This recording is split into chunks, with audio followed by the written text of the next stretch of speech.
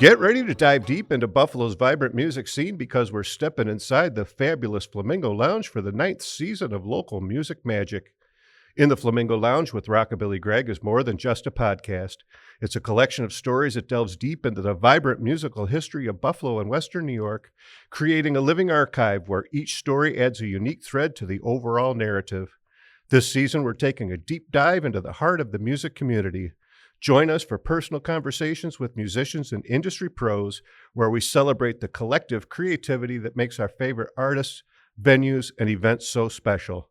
But before we get started, I'd like to give a big shout out to our sponsors, CatsLikeUs.com, Diamondhoff Golf Course and Pub, and valued supporters Buffalo Ironworks and Sportsman's Tavern for helping to keep the music alive. This week's edition of the podcast is being recorded live from the town of Tonawanda Public Library, Kenmore Branch, and we're celebrating Kenmore Porchfest, the incredible grassroots festival that transforms local front porches into community stages for an unforgettable day of music and neighborhood connection. Since officially kicking off in 2021, it has grown every year, bringing more bands and neighbors together to celebrate the village's community spirit. And joining us this week is musical guest Akloh.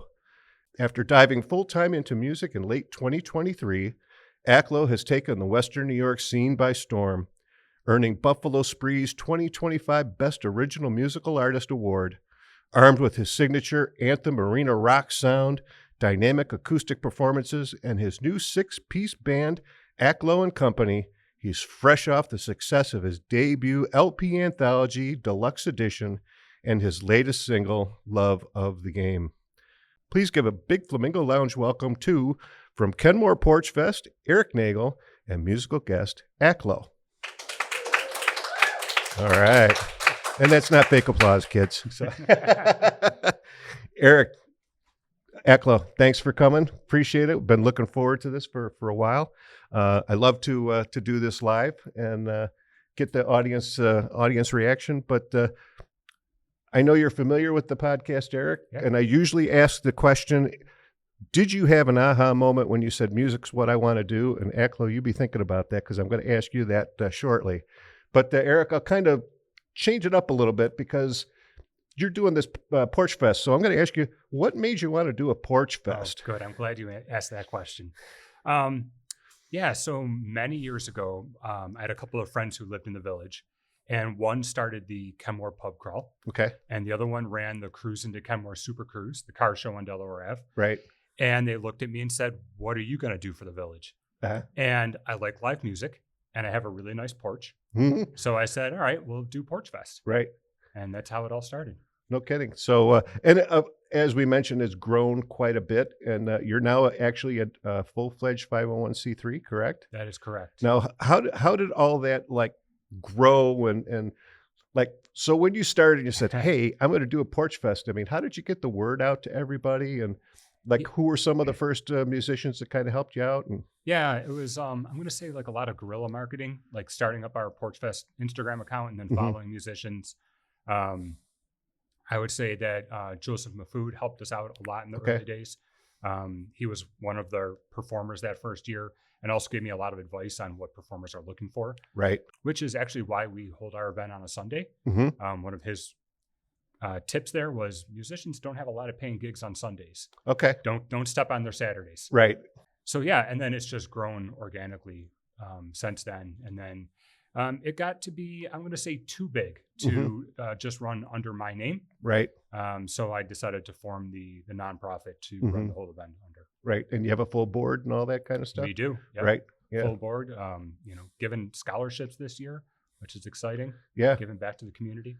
Right. Now, the one thing you mentioned is paying gigs for the musicians do this pro bono, right? This is all for the community, correct? Yeah. So everyone does it, on a volunteer basis. Mm-hmm. The whole board volunteers all of our time. The hosts are volunteering everything. We do encourage bands to sell merch, put out a tip jar. We talk to the hosts about when it's appropriate to pass around the tip jar and everything. Right. Now, how do you find your hosts? I mean, someone's going to be like, hey, I'm going to let all these people schlep around my yard and, come into my house. And believe it or not, they just want to do that. No kidding. It's just, one year you hear live music, and you're like, oh, what's that? And you check it out, and it's like, oh, this is Porchfest, and then it's just grown organically. Mhm. So, the first year I think we had 14 bands at Okay. like 6 locations. It was purposely small because I had a lot to learn. Right. But this year we're, I think, approaching 145 bands. Wow, that's fantastic. Yeah. Yeah. And specifically Kenmore, do you get into Tonawanda or No, is it very specifically Kenmore. Okay. For a couple of reasons. One, we have to draw a boundary somewhere. okay? Right. And two, as you can imagine, insurance. Yeah, exactly. So the village, we work with the village, and we work with them on a lot of different things. The DPW, the police department. Right. Yeah. Yeah, because that does bring in a lot of questions about you got a lot of people on your yard. What happens if somebody falls, gets hurt? Yep. Because I know I've been to it before, and the hosts make it into like their own little summer party and have friends and family over too, and Yeah. Yep. And that's another reason we have. Everyone has to actually sign up. They can't just. I mean, they can, right? We do have rogue porches and Right. such, but we tell people like you're signing up when they do.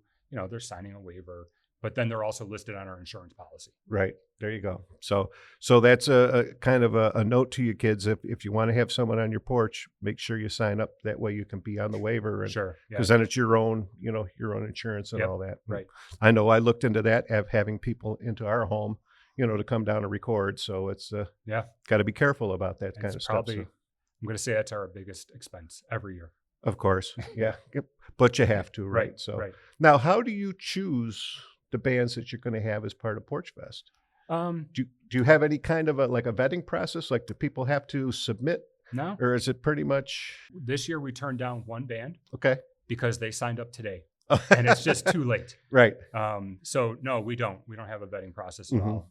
It's great because you can have someone who's professional, Right. and they just want to get out and play some more, or you can have, just someone starting out. There's plenty of bands that I know Porchfest was like their first, gig in front of a live audience. Right.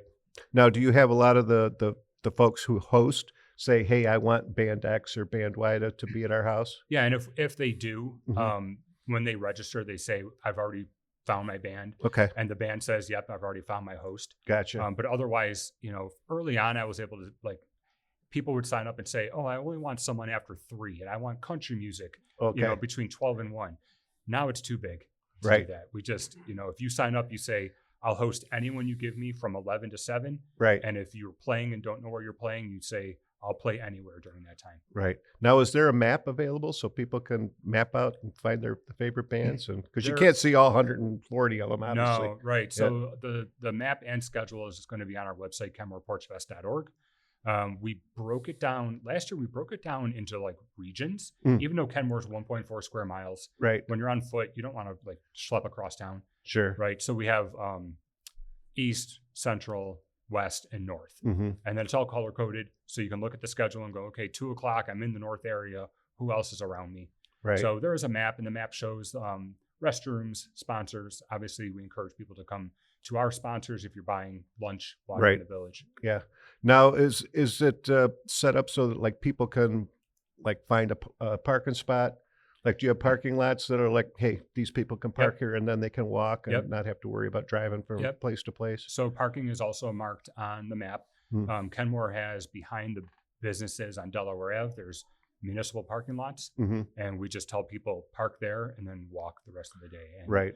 we have a nice parking video that we share every year that Mhm. shows people, because everyone's not from the area, they're not familiar, right? That's always a scary thing coming into a big event like this. It's like, where put my car? Right. And we tell people, let's try to keep not on the streets. And we also say, once you park, stay there, Right. walk, bike. We have so many bikes out that Mhm. day. So Yeah. Yeah. I know. I tried to drive around a couple years ago, and that's not easy. And then, of course, people are in the street and all that. yeah. And we know where the bigger crowds are going to be. And so we work with the DPW. Right. We can't shut down streets, Right. but we close them except to local traffic, which, people can still drive around that. But Sure. it definitely does slow down the traffic, the Yeah. cars. Are the neighbors usually pretty receptive to everything, or? Now they're more so. Okay. In the early years, they're like, "What's going on?" Right. But now that the word's gotten out, yeah, there's fewer police complaints. But not zero. Not zero, never zero. No, there's always that one person Yeah, that doesn't like the band, right? Right. So now, as far as you mentioned scholarships with that, so first of all, how are you raising funds to give the scholarships, and then who is can get the scholarship? Sure. So Yeah, so it all comes from our sponsorships. Mhm. So we have sponsors for Porchfest, and it's an affordable rate because we want this to be a Kenmore, like an all-inclusive event, right? Mhm. We don't want that to be a barrier to people saying having their logo on the posters and yard signs and Right. everything. So we have plenty of sponsors. We pay all of our expenses out of that, and then afterwards we have money left over. Okay. So once we paid our legal fees to become a nonprofit, Mhm. yeah, now we have money that we can roll over for these scholarships. It's their first year doing so. And we started with like, oh, obviously we want to encourage people to pursue music. So we'll look at, students who are going to school for music afterwards. We're like, wait a minute, we have all sorts of people playing music at Porchfest. Mhm. So the requirement is you're going to a college or music conservatory or trade school. I think there's an age requirement, maybe 22 or younger, but you've either played or are signed up for Kenmore Porchfest.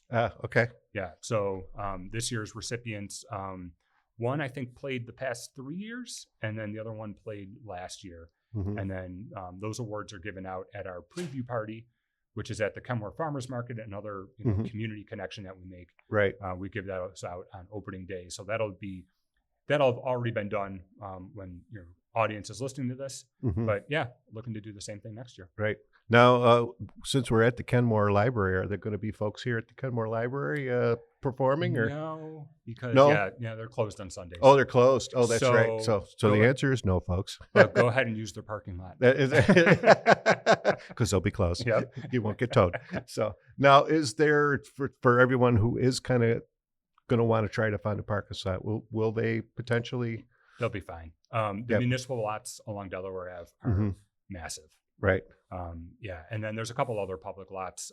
Obviously, Kenmore, the old Kenmore Middle School that's Right. closed down. We have, I think, 2 more municipal lots within the village. Those parking lots are all on our map on KenmorePorchfest.org. Right. Now, does anybody like get limos or do any kind of fun stuff like that and go rocking and rolling? And I haven't seen like a party bus or anything Yeah. like that. Usually it's a crowd of people walking along, dragging their coolers.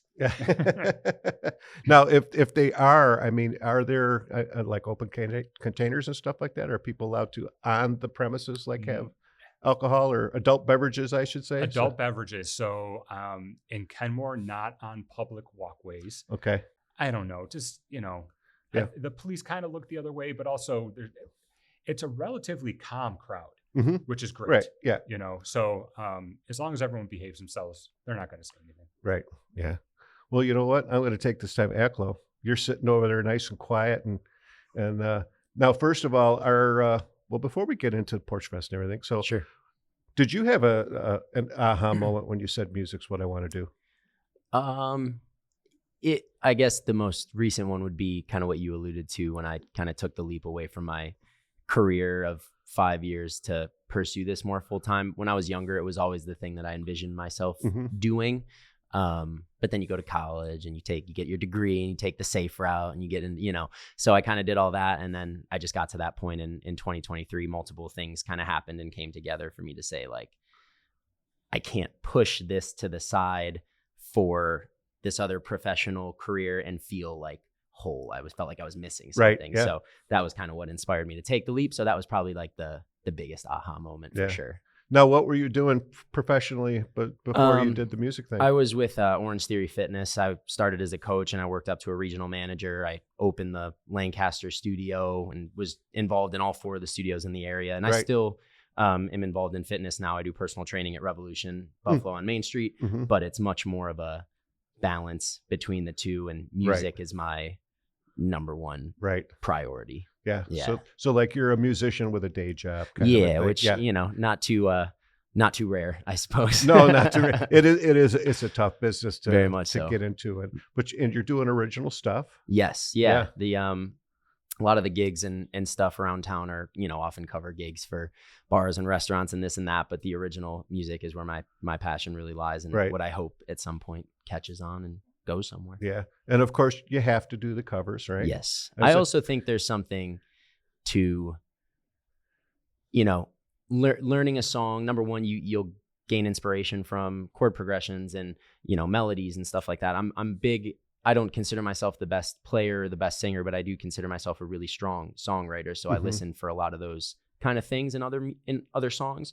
So you get that from doing covers, and then just the fact that to get up in front of a room of people or potentially a room of no people and play a song that everyone knows and have it be received well. It takes something. Right.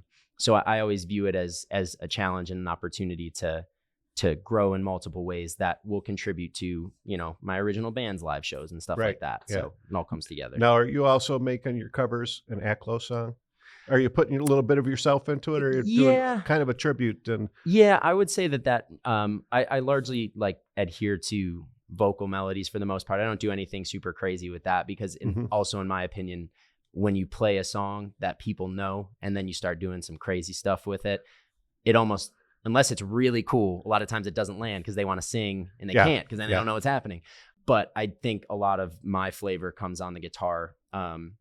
I always say that someone way back in the day, I don't even know who it was, told me the acoustic guitar is a percussion instrument before it's a string instrument. And I took that to heart. So a lot of my songs, when I play it and it's just me, I try to incorporate the percussive nature of that so that it feels a little bigger than just a guitar. Mother Maybell, gosh, way back in the 30s, she turned the Carter Scratch, man, with that E string on the top, and inspired generations from there, man. Yeah, foundational right there. Yeah, got a lot of percussion in with the melody. Absolutely. And just with one hand, it's crazy too to watch her. Yes, and that's my other thing too. I'm not a huge. I can solo a little bit, but a lot of people always focus on what you can do on guitar with your left hand. Yeah, but the right hand, there's so much there. And that's always been my thing. And actually right now I'm working on getting better with my left hand. So it's a constant process. You know? Well, I always say I'm a big Brian Setzer fan. And if you watch him play with that right hand, he'll pick, and then he'll take his guitar pick and he puts it under his forefinger. And then he'll strum, and then he goes back to pick. And I'm like, it's crazy. It's crazy. It's crazy. He's got some of my favorite holiday albums. Actually, the Brian Setzer holiday albums are so good. Yeah, so good. All the other stuff is 2 kids. Yes, I was going to say. I know, not selling them short on those. No, ones. I know. No, I've seen the Christmas show multiple times. So, live? Have you? Live. Oh, that's awesome. Yeah, it's probably 7 or 8 times. Oh my goodness. Yeah. Lucky man. I'm a big fan because I love a guitar playing, but you are also rockabilly Greg, so that makes a whole lot of sense. Exactly. Although I don't have a lot of rockabilly folks on the show, unfortunately, this is not really a rockabilly town. No, not a ton. So not a ton. It's not really a rockabilly country if you think about it. I feel like you probably find that where in the South,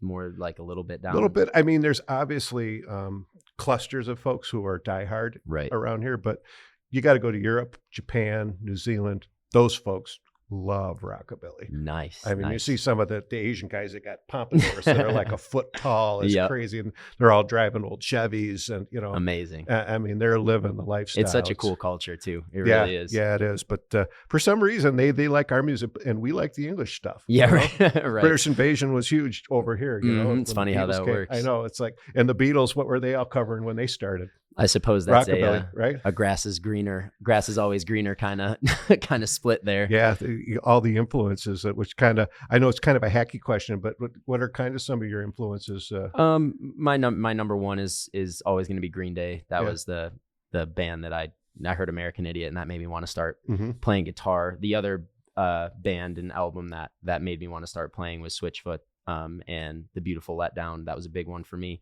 then apart from that, just like really the arena rock bands. So Foo Fighters, I'll even go into the ones that people don't want to say, like Nickelback and stuff like that. Like, I just love all the bands that the songs sound, there's just, for as long as I've tried to put words to it, there's something that's like an intangible that makes those songs feel bigger than other songs. And then when you see them live, they feel even bigger. And there's just something to that bigness that I've always kind of latched onto.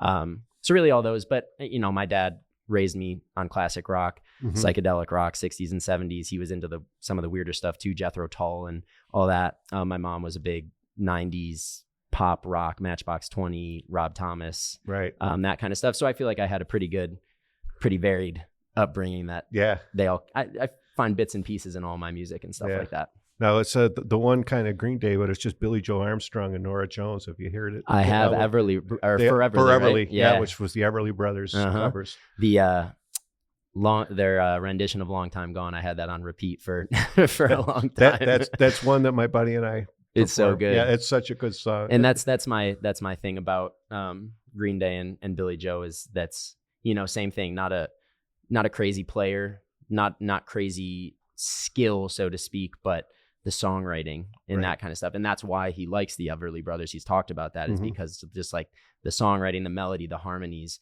So that's, I think, why I latched on to him so early and that band so early, is because that's what I feel, you know, just the progression of a song and what that does to you. That's what I love. And that's one thing I always love to talk about is getting that feel, right? Because you're telling a story. I mean, first and foremost, you're doing more than just singing notes. Absolutely. Right? You gotta, whether you're a good guitar player or can play rhythm, that's not.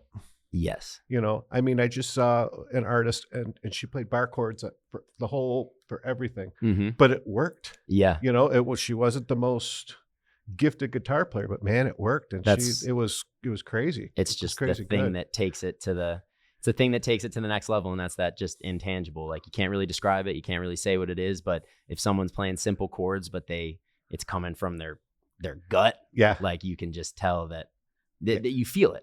Right. And that's all it comes down to. So yeah, the intangibles are very important, and that's what sets a lot of live performances apart for sure. Now you're going to play hopefully a couple tunes. I got two, and I can always do more. Oh, there you go. So now, as far as, do you have anything out on hard copy or on Spotify or? Yeah. So my debut album that you mentioned, which I appreciate very much, that's on Spotify. There's also, I have physical copies of that album as well. The original release of Anthology is 9 songs, and then the Deluxe Edition has a whole bunch of demos and then 3 bonus tracks that were recorded a couple years ago. So that's out. I have a little holiday EP out as well, in addition to the single that you mentioned. And then this year is very much a writing and kind of getting the next stuff ready kind of year. I have my next release planned, but I want to have some more material in the meantime. And I recorded all the stuff that's out so far with RJ DeMarco, who is a Buffalo native, used to be band Fernway, Rescue Dawn. He now lives in California. He's producing, recording. So I've recorded and done everything with him so far. I do plan on putting out ideally 2 or 3, but we'll see how that shakes out, singles this year. And I kind of want to go back to doing a couple myself. I used to record all my own stuff. Okay. Because one of the, for as much good as you get in response to music, you also always get some critiques. And one of the critiques that I heard, floating around was, oh, this sounds too perfect. It sounds too good. And number one, that's because we put a lot of work into it. So it sounds great because we worked hard on it. But also I want to kind of show a little more just, I guess, like the rawer side, because my mixing and producing skills do not nearly touch his. I've asked this question of pretty much everybody, but when you are recording and you are in the studio, are you thinking about how you're going to do it live? Because you could do so much in the studio that you can't really do on stage. And some people have said it's almost like 2 different songs for them when they're thinking about it. For sure. I think for me, that never becomes too much of a dichotomy because I've never written in a studio setting. Most of my writing is just on like an acoustic guitar. So I feel like most of my songs translate decently well to like a solo acoustic kind of performance, because that's when I'm writing them. If I'm playing a chord that sounds small, I'm going to find another voicing that sounds a little bigger on the guitar. So definitely is different, but I wouldn't say I've ran into that too much, just because I'm always just writing with my guitar and then translating it to live band as opposed to vice versa. Well, I think, what do you think, audience? Are we ready for a live tune? All right. So as far as the tune you're good, let's save the brand new one till the end. Perfect. So everybody's got to be on the edge of their seat. So why don't you give us a little bit of a explanation of what this song is and what it's about, when you did it? And Sure. So this one's actually, both of these are unreleased. This one I have played though many times. It's called The Letter, No Need to Say Goodbye.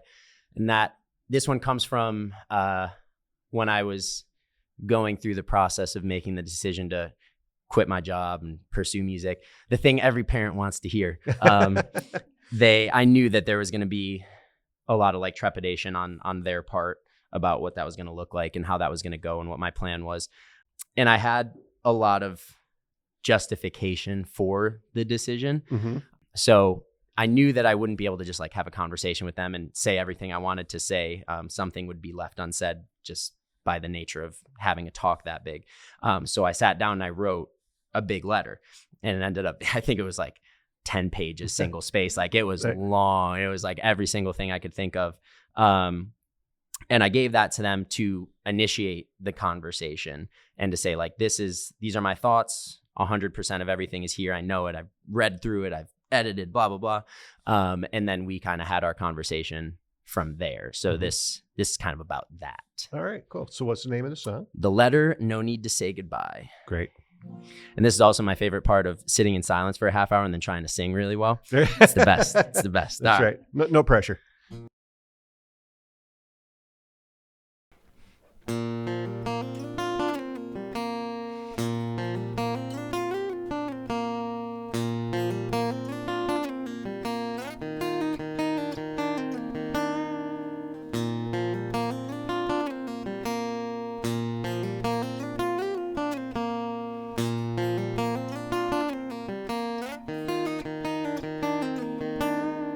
If I had endless moments, no expiration date, I would stay, not go away. I would hold your hand until the very end. I'd be here, you'd be near, and I don't know if I could ever stay without giving all away. As time goes on, it's stronger day by day, and it's pulling me away. So I'll say, even though I'm gone, I'm not far away. 'Cause in your heart you keep me safe. And I know it's hard, I swear that I'm okay, but it doesn't help the pain you feel when your love's entangled in these wheels. Alright, there's no need to say goodbye.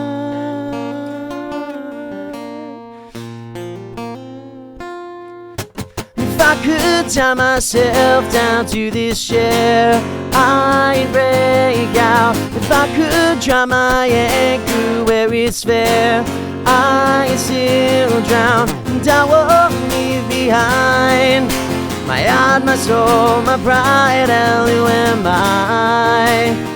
Said, who am I? And I won't know just who I am today without giving all away. As time marches on, I can't stay frozen in place, and so I have to find someday. Please see me, even though I'm gone, I'm not far away. 'Cause in your heart you keep me safe, and I know it's hard, I swear that I'm okay, but it doesn't help when your love's entangled in these wheels are right. There's no need to say goodbye. And if I start to fade, don't be afraid. Just help me find my way. And I don't know if I can ever do this alone.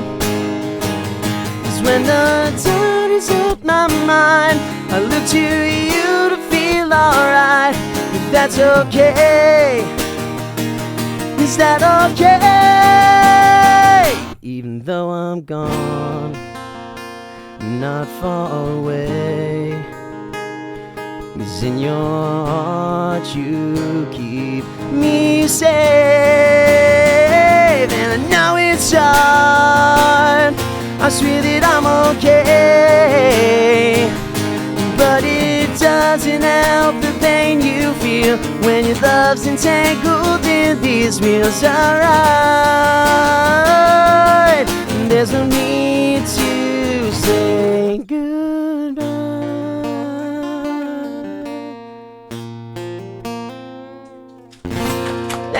Yeah. Thanks. Yeah, love it.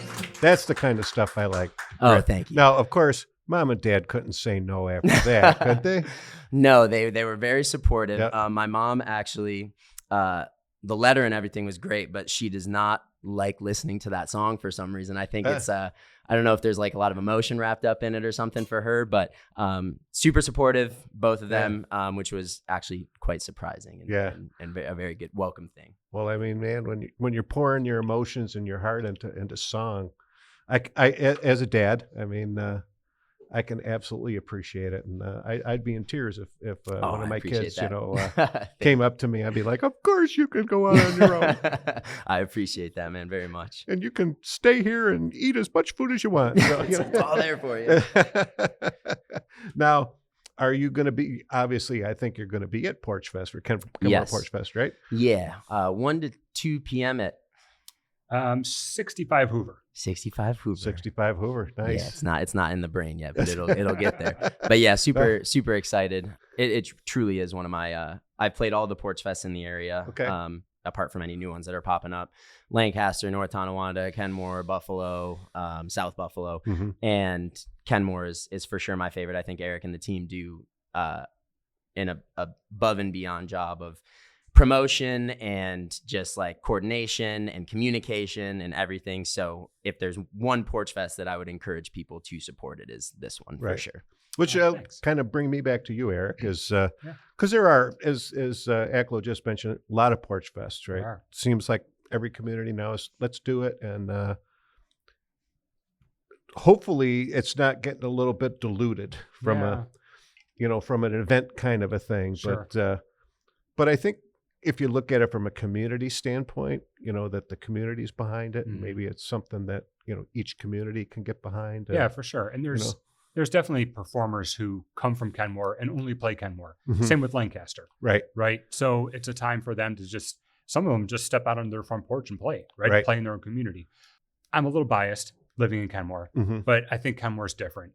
Our homes are virtually on top of each other. Right. So we talked before, you can just walk. And Akloh and I were talking before this that we spend a lot of time making sure that when you're listening to a band, you don't hear another band. Right. So we look at the geography of where homes are located and everything. And then Kenmore itself, we call it Porchfest. A lot of places are playing on front lawns with tents, but Kenmore still has a lot of porches. Right. Yeah. So we have a lot that's going for us: the walkability, the support from the village, the porches, and that we can say you're going to Kenmore Porchfest. It's 1.4 square miles. It's a small area, and we talked before about, where do you draw the line? Well, we literally draw the line at the Kenmore borders. Right. Yeah. I mean, I know I'm just over the border, so I'm just right in Tonawanda. So don't disparage me, but no, it's it's kind of a funny thing that, some of the newer neighborhoods don't have I don't have a porch. Yeah. I have a stoop. Right. Stoop fest, I guess. Yeah. But still a lot are setting up, tents on the lawn, which is perfectly fine. Yeah. Too. Is it rain or shine? It is. So the requirements of the host are you need to provide electricity for your performers and shelter from the sun or the rain. That's really it. But yeah, it is rain or shine. Our first year it rained pretty steadily. And ever since then, it's been blazingly hot. Yeah. And of course, the next 2 weeks, I will be staring at the weather forecast every single day. I know. It's kind of like one of my favorite festivals, Music is Art. You know, it's like, is that something that you get involved in, Akloh, too, at Music is Art? Yes. Yeah. I played that the last 2 years, and then this year, fingers crossed, we get the band on the big stage this time. Oh, so nice. That's the goal. and I asked that because when you were singing, I thought of Robbie. Yeah. Oh, I appreciate Yeah, that. I don't know why, and that's Robbie Takak from the Goo Goo Dolls, and which I actually just got introduced more to some of his like just acoustic Right. stuff, and it's super cool. Like I don't know what I expected, but I didn't expect that. Yeah, it's very, very good. They have a VIP area, and with that, he does an acoustic set that only the VIP, and it is. I mean, they started with him as the vocalist, right? I mean, they were punk too. So some of their older stuff is real. Yeah, their original album right up my Green Day alley. For sure. It's they really took kind of a switch, but you know, and that's a whole different story. That's what happens though, right? You make the switch toward a little more pop, and then you get worldwide fame, and then everything's good from there. Well, it gets to a point where you can't live on ramen noodles, right? Right. Got to make that move. Got to make a little bit of money so you can keep going, and the balance of passion and business. Find the music that sells, so you can support yourself, but then try to stay true to what you want to do. Which that always brings me into the subject of I'm a marketer by day, printing and graphics and all that kind of stuff. And so how do you get your message out there? I mean, there's so many different ways, and you got to do all that yourself too, right? Porchfest. Yeah, right. No, that is true. That is true. And that's one of the reasons why, even as like a working musician who has, standards for what the pay I accept gigs for and stuff like that. That's why I still try to stay involved in things like Porchfest, because it truly is. And this goes back to your conversation about like how the artists receive, volunteer performance and stuff. Number one, the couple times I've played, I think I've made about what my typical rate is just from tips. So like number one, if you play good and you get the crowd involved, like they'll reward you very, very generously. Sure. But then apart from that, Porchfests are one of the few opportunities that I think most musicians have to go out and play music in an area where hundreds, if not thousands of people are out looking for music. Like it's almost like a corral of people. And not every single person's going to hear you and stuff like that. But in terms of having access to a lot of fresh ears, Porchfests are like the way to do it. Yeah. So I think there's a lot of inherent value in that. Staying involved in stuff like that for sure. Otherwise I hammer the social media thing really hard. I don't think I'm the best at it, but I also refuse to do a lot of the trendy kind of stuff. Yeah. That's the way to go viral is to what trends are working and then do the trend. I don't know. I that feels disingenuous to me. So I hammer it in terms of being consistent, making sure I have something going up at least every other day. And when it's a release cycle, like when I was putting my album out, there's things every day at that point. Right. So hammering that hard, playing the cover gigs, bars, restaurants, stuff like that. Again, like might not be the most passionate work, but it is a great opportunity to meet people and get people's ears in front of you, what you can do, and stuff like that.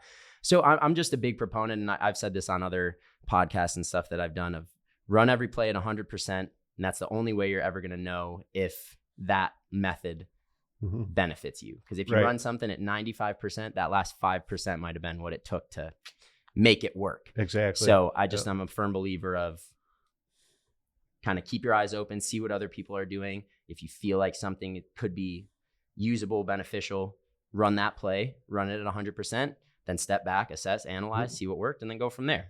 Some things you try once and never again. Other things you try once and say, I'm going to keep doing that forever. So just, running as much as possible. But social media is the big one, unfortunately, nowadays. Unfortunately. Well, and when if you're playing for 1 or playing for 500, it's the same energy, right? Exactly. That's I think a big thing of playing bar and restaurant gigs. It's, you might have some empty rooms, and how do you perform for that room? Right. And, because I've had many times people come up to me after a set like that where it's just a couple people in the room and they'll be like, man, you played like you were playing to a couple hundred people and stuff like that. And I really appreciated it. And those are the people that are going to remember you and might come back and stuff like that.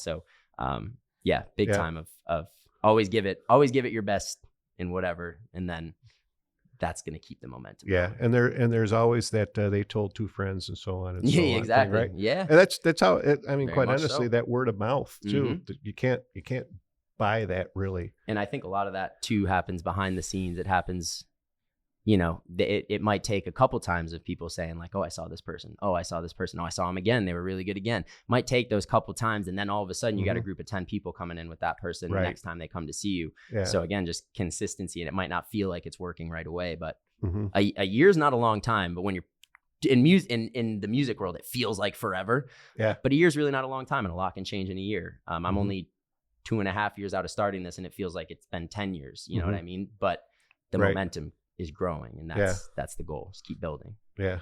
Now, Eric, I'll kind of come back to you. Do you take any, because every year it seems like there's one Facebook string that starts with the whole playing for free and not playing for free. And, the argument always is everyone knows up front what the deal is, right? You're not getting paid unless, you get your tip jar out, right? And, but you're doing it of your own volition and that. And it's not like anyone's taking advantage of, you go into a venue that says they're going to pay you, and then you didn't bring anybody in, so we're not paying you tonight. That's kind of a whole different ball of wax, right? Very much so. Yeah, and which is why I know Aretha Franklin used to bring her purse with her, and she'd get paid in cash before the gig, and she put it right on her piano. Oh, I love it. Watch the money, right? Got the money. I love it. I said my buddy and I, we performed together, and we did a gig, and it was horrible. We weren't. I don't think we were horrible, but nobody in the. We were doing a party for a retirement party for a client of mine. That their executive director was retiring. She said, "Hey, can you guys come and play?" And she says, the guy, he really doesn't want a party, but, we're going to give him a party and we want to have some music.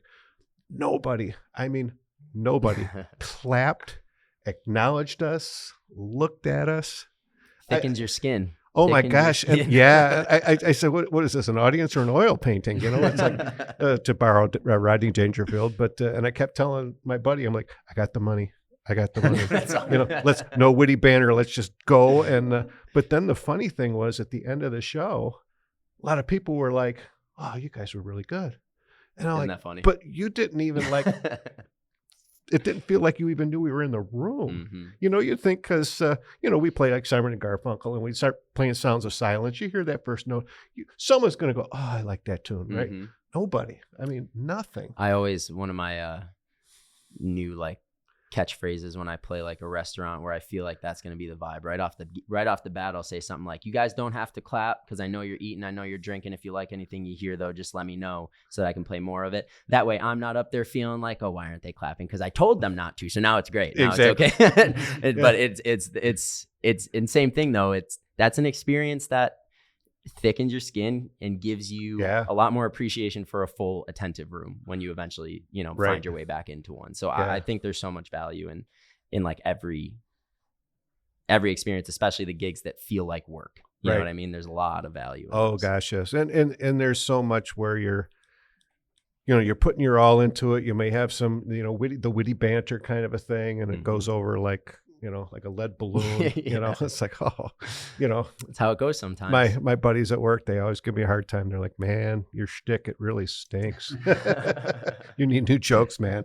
And but because got to let the guitar guy retune the guitar or put the capo on or whatever. So dead silence is horrible, right? So and I can imagine if you're up there all by yourself. And I've started one of the things this past year that I've been working a lot on. Like I told you, I've been working a lot on my left hand skills on the guitar, and so with that, I've been doing a lot more. I didn't even used to bring my pedals along with me. Now I bring them for a little bit of tonal stuff, but also to use the looper. And I'm forcing myself a lot more often to do some loops and some soloing and stuff like that. So now when, if I play a gig and I'm thinking, all right, I don't know what song I'm going to do next, I'll make some kind of melodic loop let it loop so that there is no silence, Sure. figure out my next move, and then keep going from There there. you So go. same thing. Like there was a whole year and a half where I didn't do that. And I was just like, well, it's quiet right now. I'm going to have to figure this song out really fast. And then you just find those little strategies and techniques that make things a little bit easier, a little Right. bit cooler too. I think people Yeah. enjoy that kind of thing too. Well, and I don't know about you, but what do you think, audience? I thought his guitar playing was pretty darn good. Okay. Yeah. I mean, you know, That feels like forced clapping. That's- That's some forced clapping right there. that is actual Yeah, no, clapping, I kids. appreciate That's it. not the canned clapping. So, but no, it's. I know everyone seems to be a little like, I mean, you see somebody, like a Grace Logan who could just play guitar like nobody's business, and Mhm. you can't compare yourself Right. to something like that because she's absolutely dynamite. Yeah, and there's it's and- knowing that every one's not necessarily better than the other. It's just a Exactly. different lane, and it appeals to a different Sure. sense. Right. It appeals to a different. I don't even know what word I'm looking for. I guess sense is the closest thing, but Mhm. it just lands differently with the audience, and the audience can appreciate Sure. both equally, just in very different ways. Yeah. Yeah. Well, I know Johnny Cash's guitar player, Luther Perkins, always used to say, our inability to play guitar is what made our sound. That's true. You they could play the top two strings. Mhm. That's where you hit it. Boom, boom, boom, Mhm. boom. That's all they could That's all play you at the need. beginning, right? That's all they needed. Yeah, 3 chords and the truth. Yeah. Right? Exactly. So it's There you go. yeah, you don't need to shred. Mm-hmm. It's I think people sometimes get a little hung up that it has to be really complicated or it has to be really, because sometimes the complication too, and that was the whole we talked about, rockabilly. Mm-hmm. As Sam Phillips is like, no, simplify it. Yeah. You're playing, I mean, if you hear That's All Right by, Elvis's first song, I mean, Scotty Moore was playing ninths and 11ths, and he was Right. he was still playing jazz chords because he was a Mhm. jazz guy. Mm-hmm. And, no one knew what rockabilly was when they were making it, Right. but Yep. now I think nobody's playing a ninth or an 11th when they're doing Mystery Train, right? They're Mhm. Mhm. playing probably something a little simpler, and, Yeah. you It know, makes it more accessible. Simplicity is more accessible to people. Right. And there's, too simple and it can be boring, but Mhm. the right amount of simplicity and the right amount of whether it's personal artistic flavor or a little bit of skillful flair, whatever it might be, like that's the stuff that kind of keeps it interesting. But I 100% agree. Simplicity is generally actually more well received because people Right. can connect to it as opposed to, whoa, that's fast. And that's all I can tell that's happening is that it's really fast. You Yeah. know what I mean? But I also respect the hell out of shredders and stuff. Oh, of course. Yeah. Brett that plays in my live band is one of the fastest. He has some of the fastest fingers I've ever seen in my life. And we'll just be, setting up for practice and he's going 50 miles per hour up and down the fretboard. And I'm just amazed. So, Yeah. each has its lane and each Right. has its application. Exactly. Well, I will take the time now we're getting close to the top of the hour, believe it or not. Amazing. So I think we're ready for another tune. All right. What do you think, audience? Yeah? All right. So now you had told me via Facebook message that you're going to do a brand new tune. Yeah. First here introed into Flamingo Lounge. I love it. Yes. We're going to give it a go. I think the lyrics are in my head at this point, so we'll give it a try. But yeah, this is I used to, especially when I was younger, crank out songs. Just I was a volume kind of guy, so I would crank out songs and they would be kind of similar and they would be pretty basic and this and that. I've really, as I've gotten older and especially these last couple of years, focused more on not forcing myself to write and really just waiting until something important enough happens to inspire me to write. So the last song that I played when I took that leap from my job to pursue music, that gave way to like 4 songs in and of itself. And then I kind of had a lull, especially as I got into everything. I was so busy that I didn't really have time to write. Right. You also just don't, when you're constantly doing, you don't get those bored moments where creativity strikes. So I kind of had a lull for a year or two. And then this past year had an experience that finally inspired me to write again. And that's what this one is about. This one's called St. James Place, which is a little Elmwood Village street over there, right by the Lafayette Church, I believe. So yeah, ready to go? Ready to go? That's Okay, right. let's give it a try. We'll see how this goes. All right. I told her I was gonna stay if she let me take me with her. I told her I was quite afraid of how hard I'd fall for a winner. 'Cause I've been kinda losing my mind going insane, trying to find that perfect person I see when I close my eyes. It's alright, she said, let's give it a try. She'll never know what she gave to me that day. And I didn't know that it would be torn away. So she let me know all the things that she wants most, and I still hear when she told me that she wanted to have a house on St. James Place where she could pass the time, one that's hers and not the same place where she had said goodbye.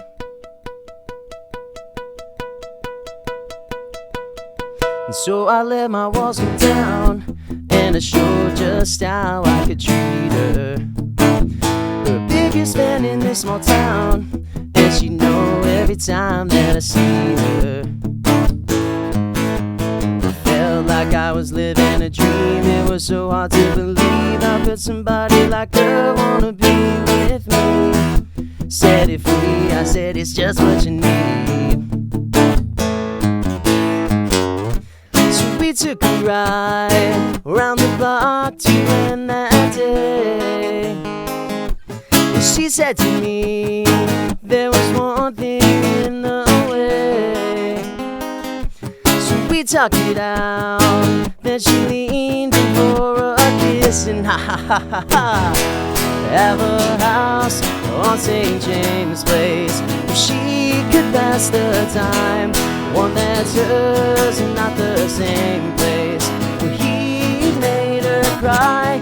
Now she's here and I'm alone, I cannot bear. I wanted to be the one who cares, but I never got the chance to make her see it. Did I really think that I could fight so fair? When she looked me in the eyes and told me she changed her mind, not I. Oh no, have a house on St. James Place. Where's your house on St. James Place? I hope you get your house on St. James Place. Get your house on St. James Place. Get your house on St. James Place. Get your house on St. James Place. Yeah.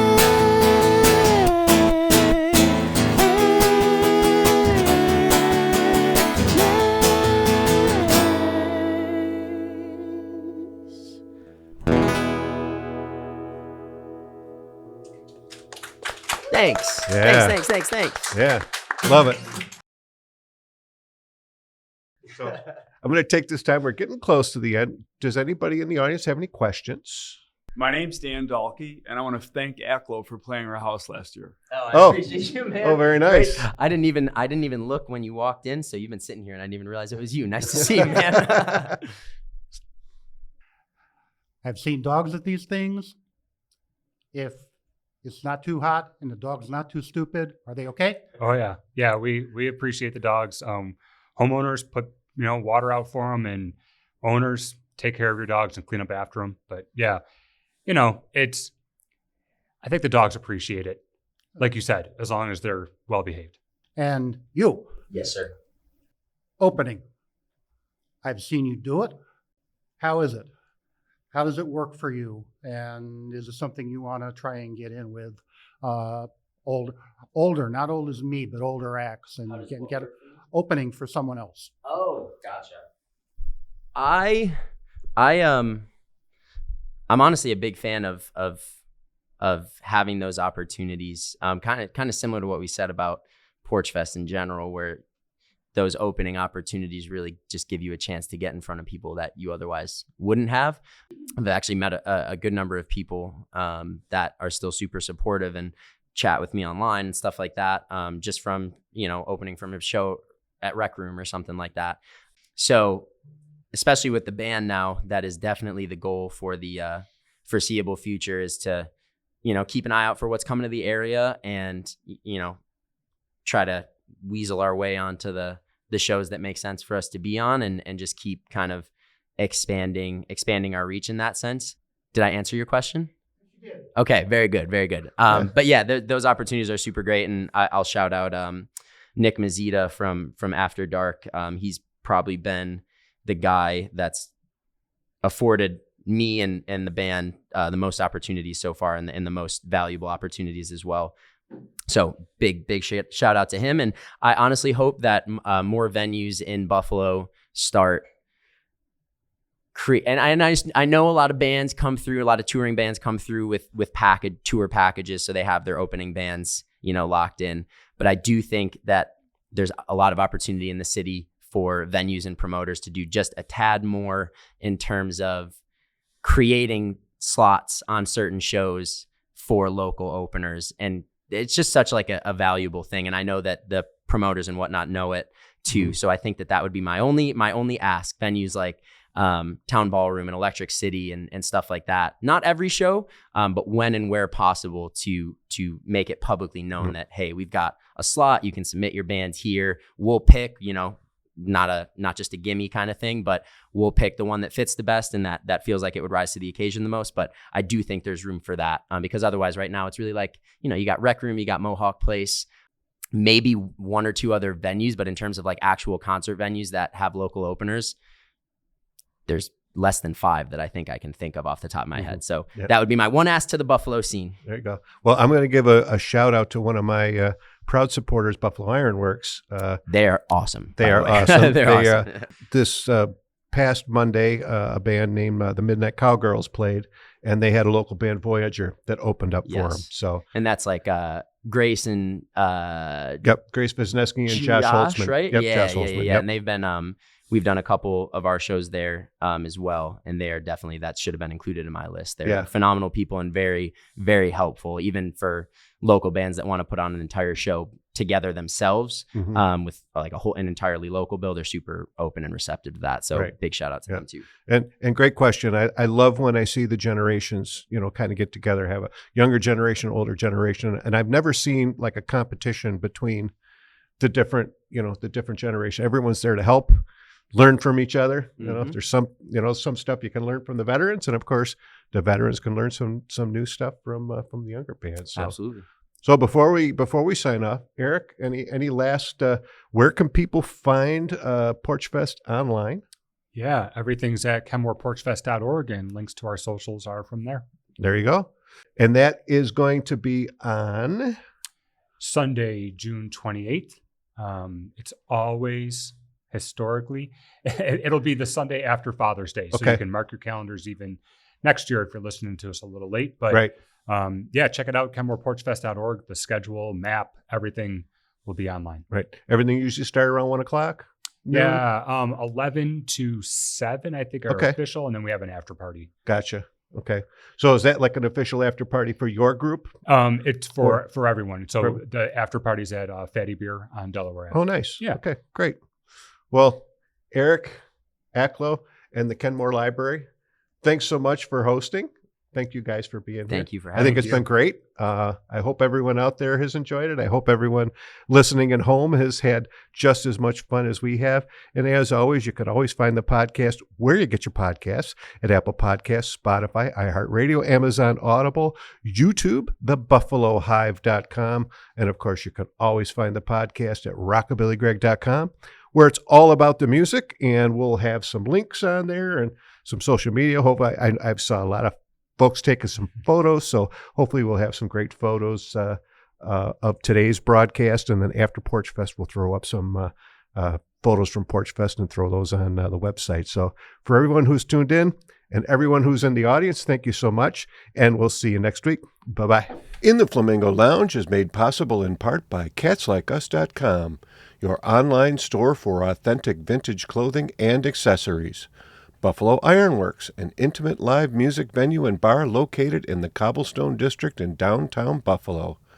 Sportsman's Tavern, Buffalo's original honky-tonk and popular live music venue.